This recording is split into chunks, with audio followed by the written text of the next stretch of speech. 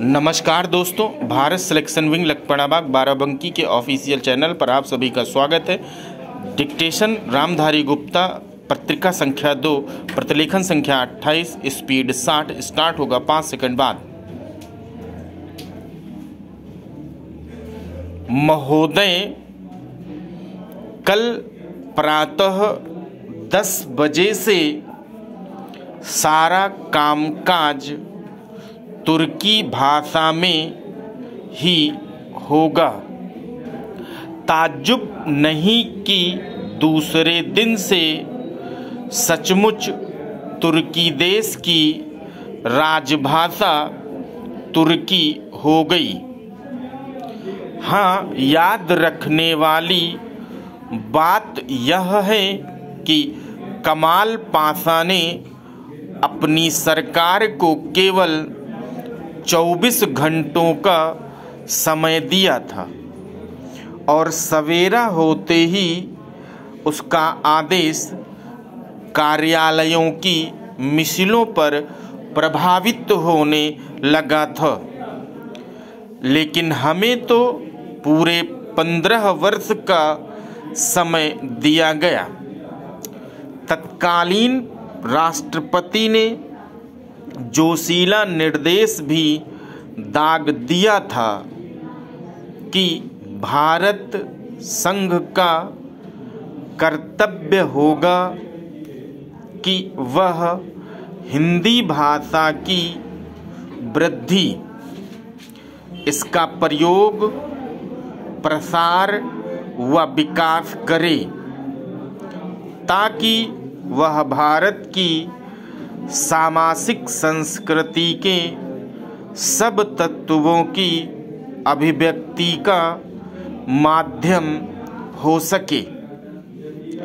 इतना ही नहीं, संविधान के अधीन हिंदी के प्रयोग के बारे में 27 मई 1952, 27 अप्रैल 1960 एवं 3 दिसंबर 1975 को क्रमशः राष्ट्रपति के 3 आदेश भी प्रसारित कर दिए गए। नियम के अनुसार 15 वर्ष बाद अर्थात 1965 में हिंदी को भारत की एक राजभाषा बन जाना चाहिए था।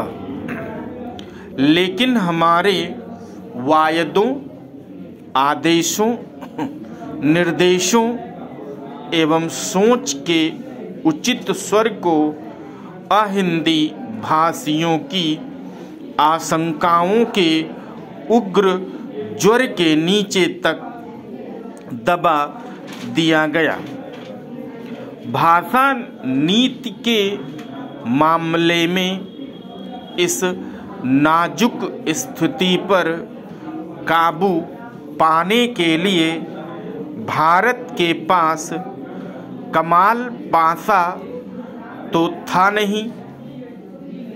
उल्लेखनीय है कि दूसरे महायुद्ध के पूर्व जब राजा जी के हाथों में मद्रास प्रदेश की बागडोर आई तो उन्होंने मद्रास की दोनों तत्कालीन व्यवस्थापिका सभाओं में हिंदी विरोध का दृढ़तापूर्वक सामना करते हुए हिंदी के राष्ट्रभाषा होने का प्रस्ताव पास करवाया था और कहा था कि सरकार की नीति इस संबंध में यही है कि हिंदी का, जो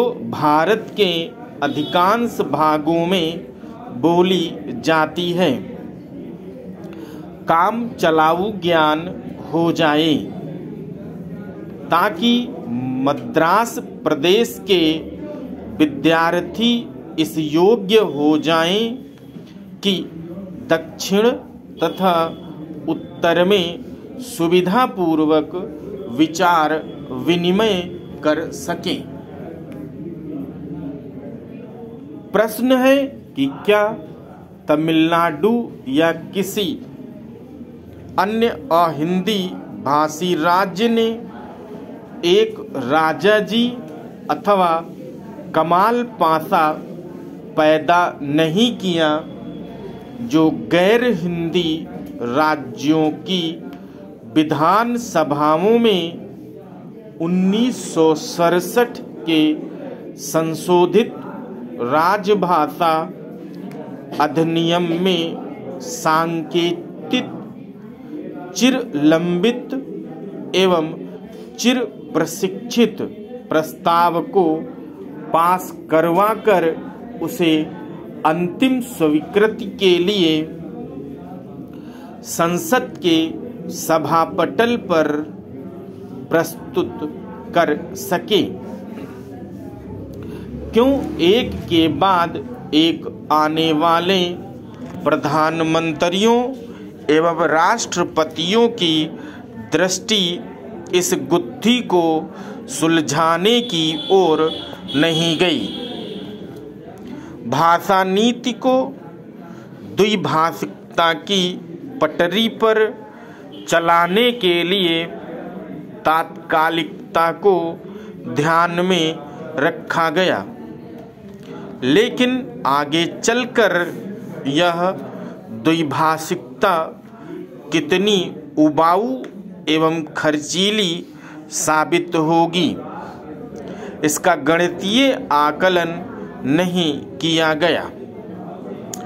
भूतपूर्व राष्ट्रपति ज्ञानी जैल सिंह से इस संदर्भ में कुछ आशाएं अवश्य अंकुरित हुई थी, पर वे भी वाहवाही के झोंके से तितर-बितर हो गईं।